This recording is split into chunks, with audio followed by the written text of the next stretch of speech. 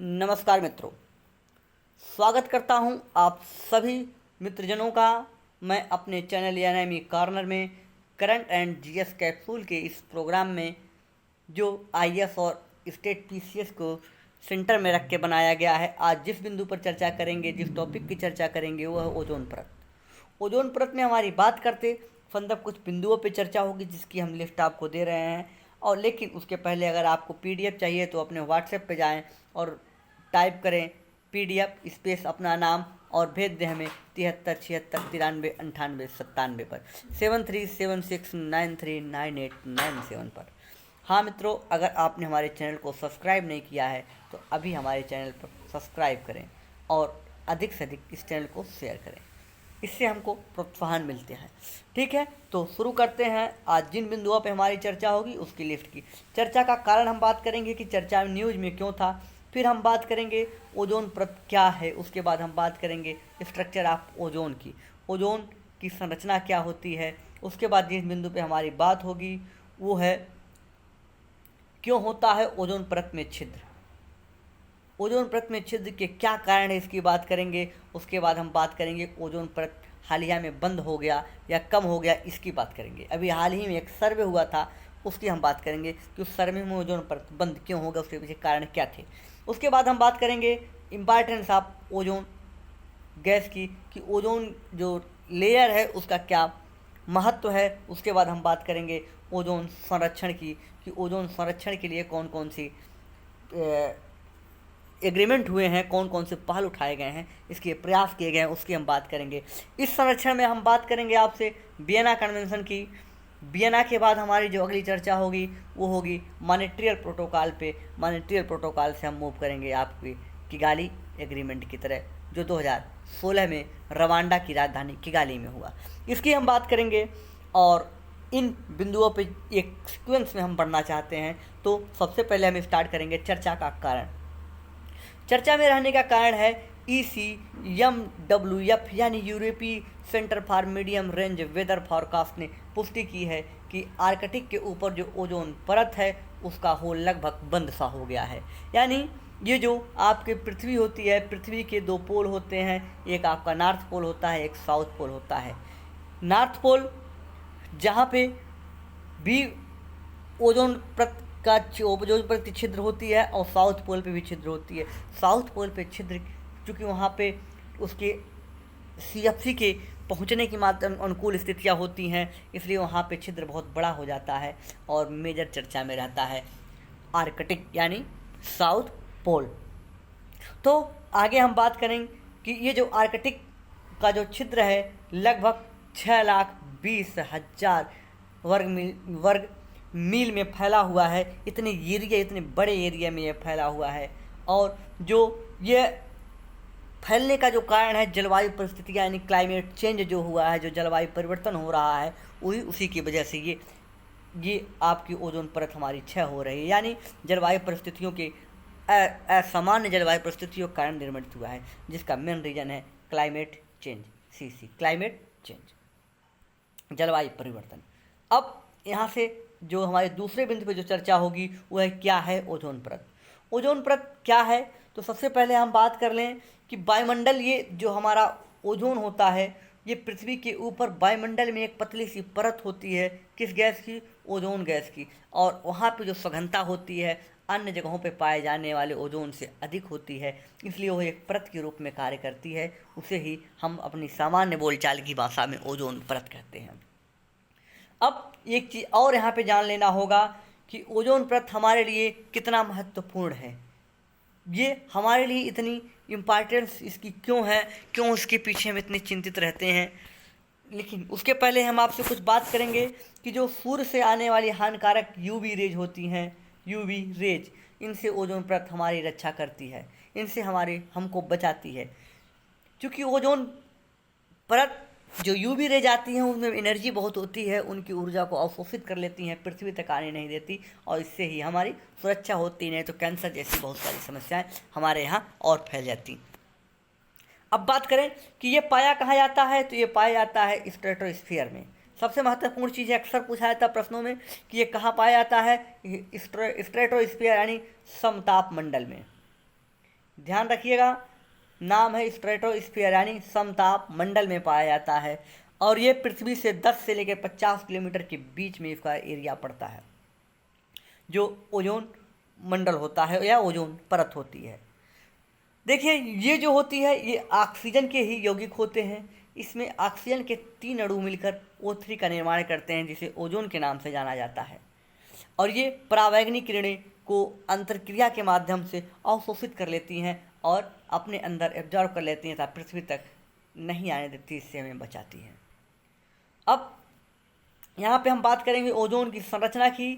थोड़ी सी एक केमिस्ट्री से जुड़ रहा है टॉपिक, लेकिन आपको जानना जरूरी है कि जो ओजोन में आपको हमने बताया कि इसका जो फार्मूला होता है O3 होता है, यानी 3 ऑक्सीजन के अणुओं से मिलकर ये बना है। इसकी जो एटॉमिक स्ट्रक्चर होती है उसमें जो पहला ऑक्सीजन होता है और दूसरे ऑक्सीजन के बीच में डबल बॉन्डिंग होती है, लेकिन जो एक तीसरा ऑक्सीजन बनता है वहाँ पे सिंगल बॉन्ड होता है और एक पॉजिटिव और एक निगेटिव चार्ज डिस्चार्ज होता है। यानी ये इनकी बॉन्डिंग भी कंप्लीट होती है, क्योंकि जो ऑक्सीजन होता है ऑक्सीजन की जो वैलेंसी होती है 2 होती है। अब आप देखेंगे कि यहाँ पे भी डबल बॉन्ड से इनकी दोनों की वैलेंसी 2 पूरी हुई और यहाँ पे इनके चार्ज के द्वारा भी वैलेंसी 2 पूरी होती है। अब यहाँ पे कुछ हम इसके बेसिक तथ्यों की बात कर लेंगे कि ओजोन जो होता है ऑक्सीजन के 3 अणुओं से मिलकर बना होता है, जैसा कि हमने आपको पहले बताया और ये आपको यहीं चर्चा करते हैं कि एक गंधयुक्त गैस होती है, तीक्ष्ण गंध होती है और इसका जो कलर होता है नीले रंग का होता है। इसका जो निर्माण होता है प्राकृतिक रूप से अगर देखा जाए तो ये स्वतः बनती और क्षरण होती रहती है, लेकिन जब इसमें मानव हस्तक्षेप की वजह से इसका क्षरण बढ़ता है तो ही ये ओजोन होल का रूप लेती है। इसके बनने की एक नेचुरल प्रक्रिया है, लेकिन उसके साथ ही साथ एक प्रक्रिया और है कि अगर कहीं विद्युत विकास क्रिया हो रही है, बादल निर्माण हो रहा है, आकाशीय जो विस्फोट होते हैं या विस्फोट यानी आकाशीय जो बिजली गरजती है, तड़क झंझा जो होती है, जिसे विद्युत स्पार्क इलेक्ट्रिक स्पार्क कहते हैं, ऐसी जो घटनाएं होती हैं, ऐसी घटनाओं के दौरान भी ओजोन का निर्माण होता है।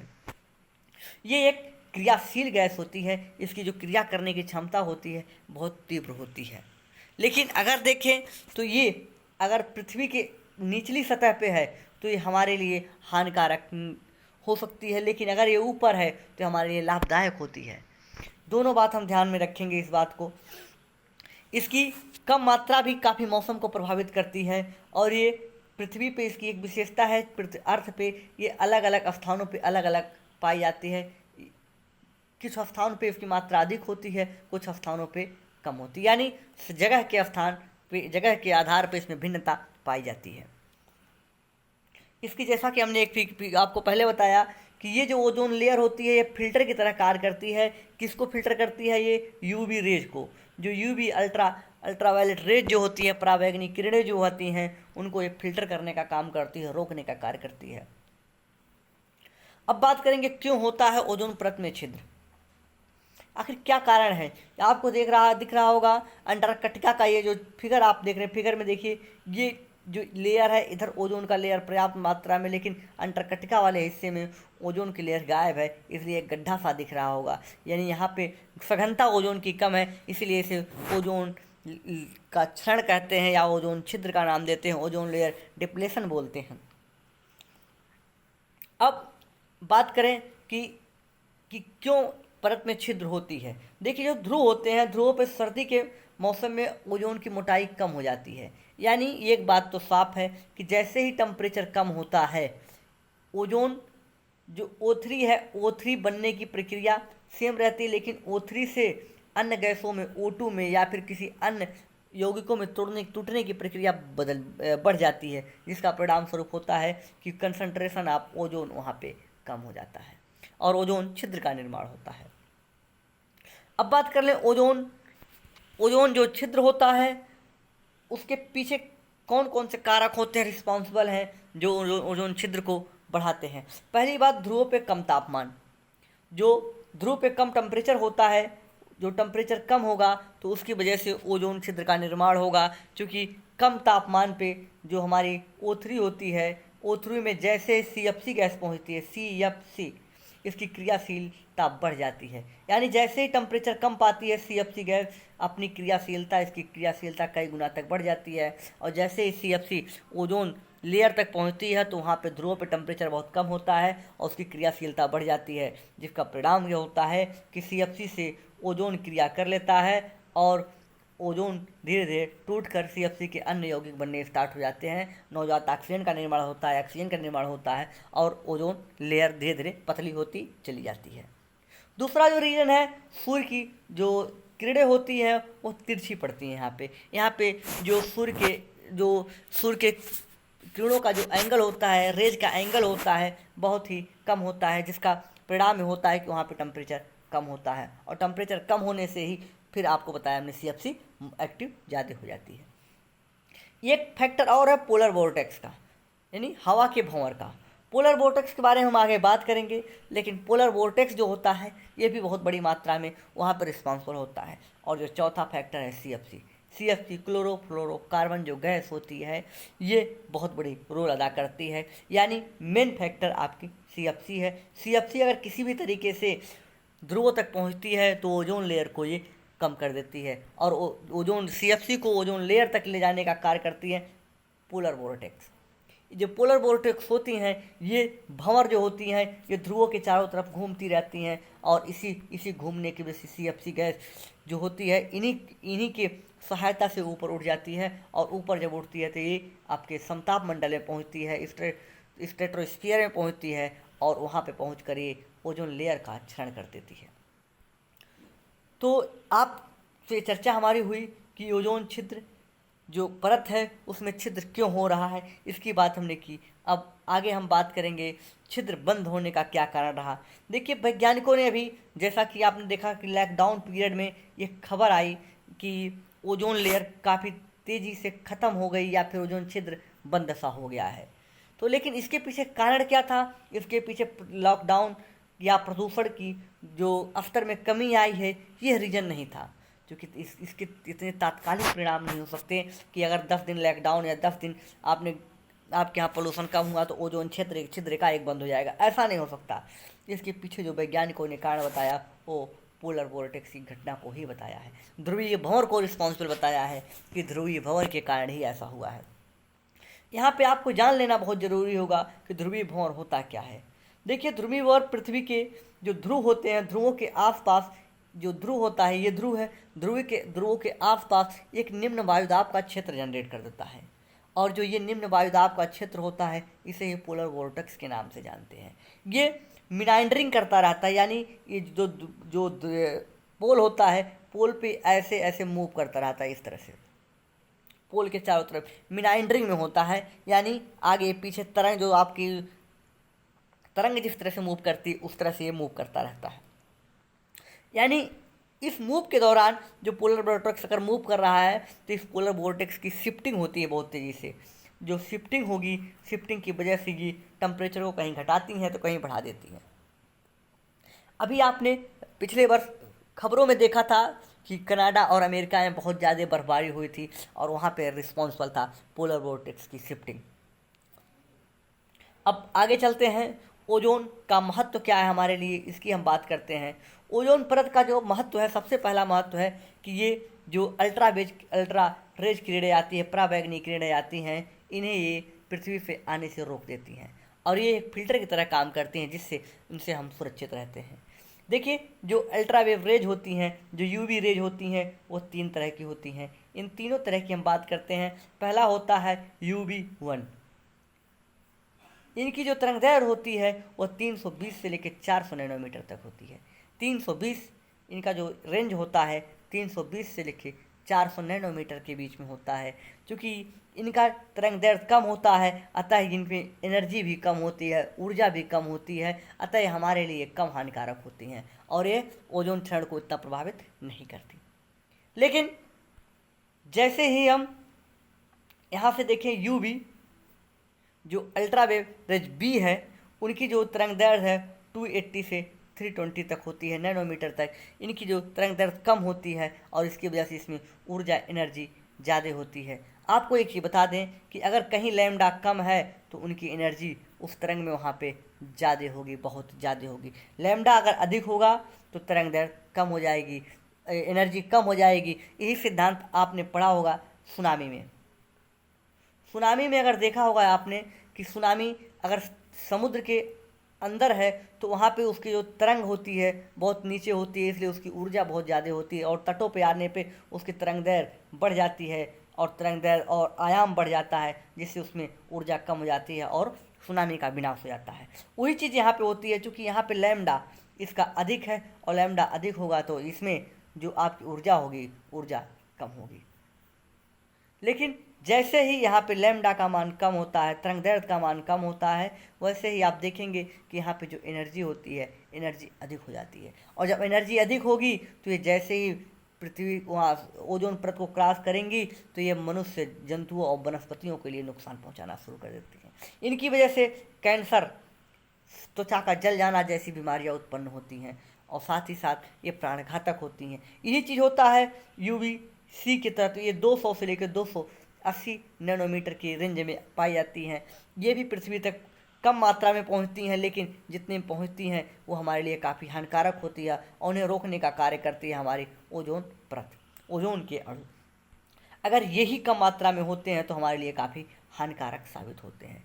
यूवीबी और यूवीसी काफ़ी ऊर्जाशील होते हैं और क्रियाशील भी होते हैं, और जो हमारे लिए काफ़ी हानिकारक और नुकसानदेह होते हैं। इनसे हमें मनुष्यों में बहुत सारी बीमारियां होती हैं। एक तो त्वचा रोग होता है, दूसरे कैंसर होता है, तीसरे अन्य जो हमारे त्वचा पे जलने जैसी बीमारियां होती हैं। इस तरह की समस्याएं मनुष्यों के साथ उत्पन्न होती है। अब बात करते हैं ओजोन संरक्षण के लिए क्या क्या उपाय किए गए हैं, कौन कौन से पहल की गई हैं। तो सबसे पहला जो प्रोग्राम लाया गया, सबसे पहले जो कन्वेंशन हुआ वो हुआ था वियना कन्वेंशन ओजोन संरक्षण के लिए। आपको बता दें कि वियना कन्वेंशन और मॉन्ट्रियल प्रोटोकॉल विश्व की सबसे सक्सेसफुल प्रोटोकॉल और एग्रीमेंट है। ये सबसे सफल संधियाँ रही हैं। इनसे अधिक सफल कोई भी संधि अभी तक पूरे विश्व में नहीं हो पाई है। अब देखिए वियना कन्वेंशन की। वियना कन्वेंशन 1985 में एक संधि हुई वियना में। यहाँ पे एक सहमति बनी कि एक ओजोन परत को बचाया जाए, लेकिन ये जो संधि हुई ये लागू हुई थी 1988 से। आप ध्यान रखिए क्या पूछा जा रहा है प्रश्न में। ये साइन किया गया 85 में, 1985 में, लेकिन ये जो संधि लागू हुई, फोर्स में आई 1988 में, 1988 में लागू हुई। और ऐसे ही मॉन्ट्रियल प्रोटोकॉल की बात करें तो मॉन्ट्रियल प्रोटोकॉल पर 16 सितंबर 1987 को हस्ताक्षर किए गए। 16 सितंबर 1987 को हस्ताक्षर किए गए और यही रीज़न है कि 16 सितंबर को ओजोन दिवस के रूप में मनाया जाता है। 16 सितंबर को ओजोन दिवस के रूप में मनाया जाता है।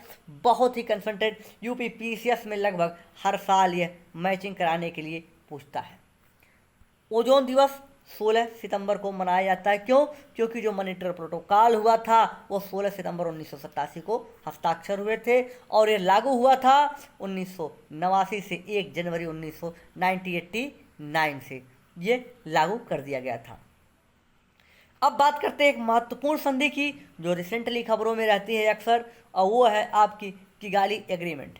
किगाली एग्रीमेंट ये रवांडा में हुआ था। रवांडा का एक शहर है किगाली। वहाँ पे लोगों ने ओजोन परत को लेकर या सीएफसी को बाहर करने के लिए एक संधि की, हाइड्रोक्लोरोफ्लोरोकार्बन को बाहर करने के लिए एक संधि की, जो कहीं ना कहीं बहुत ज़्यादा ओजोन परत के संरक्षण के लिए आगामी पहल थी। और ये इसमें सीएफसी को बाहर करना हमारा टारगेट रखा गया और सभी देश 2045 तक चरणबद्ध तरीके से इसे कम करने के लिए एक साथ आए। अब बात करते हैं कि इसमें जो टारगेट रखा गया कि ये गया कि 0.5 डिग्री से नहीं, आधा डिग्री सेल्सियस की बढ़ोतरी की दिशा में विश्व का जो तापमान बढ़ रहा है उसी पे बढ़ोतरी को रोकना है। यानी 2050 तक हमें केवल 1/2 डिग्री सेल्सियस तापमान से ज़्यादा बढ़ने नहीं देना है। ये टारगेट रखा गया है जो कि हमने पेरिस एग्रीमेंट में भी रखा था। तो कहीं ना कहीं ये पेरिस समझौते के लिए एक उसी को दिशा में एक अच्छा कदम होगा। HFC जो गैस होती है आमतौर पे एक शक्तिशाली ग्रीन हाउस गैस है। इसकी जो ग्रीन हाउस पोटेंशियल होती है बहुत ही अधिक होती है और ये आमतौर पे जो आपके रेफ्रिजरेटर होते हैं यानी AC होती हैं और आपके जो फ्रिज होते हैं उनमें इस गैस का उपयोग किया जाता है। भारत सरकार ने इसे धीरे धीरे फेज आउट करने के लिए कड़ा प्रतिबंध लगाया है और इसे फेज आउट करने के लिए काम कर रही है।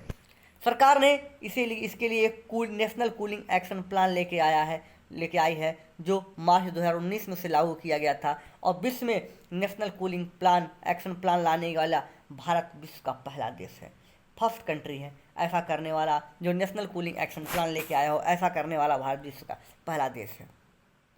तो आज की वीडियो में हमने आपसे जिन बिंदुओं पर चर्चा की उन्हें आप कंसंट्रेट करके रखें और याद रखें, बहुत ही महत्वपूर्ण चर्चा थी और अक्सर यहाँ से आप देखेंगे प्रश्न रहेंगे। ठीक है मित्रों, तो आज की वीडियो में बस इतना ही। सब्सक्राइब कीजिए हमारे चैनल एनएमई कॉर्नर को, अधिक से अधिक शेयर कीजिए, और आप हमारे चैनल पर विजिट किए उसके लिए आपको बहुत बहुत धन्यवाद। अधिक से अधिक शेयर कीजिए, हमारे चैनल को फैलाइए, जिससे इससे आप भी लाभान्वित हों और साथ ही अन्य मित्र भी हमारे लाभान्वित हों। ठीक है मित्रों, तो मिलेंगे आपसे हम अगले वीडियो में, तब तक के लिए नमस्कार, जय हिंद, जय भारत।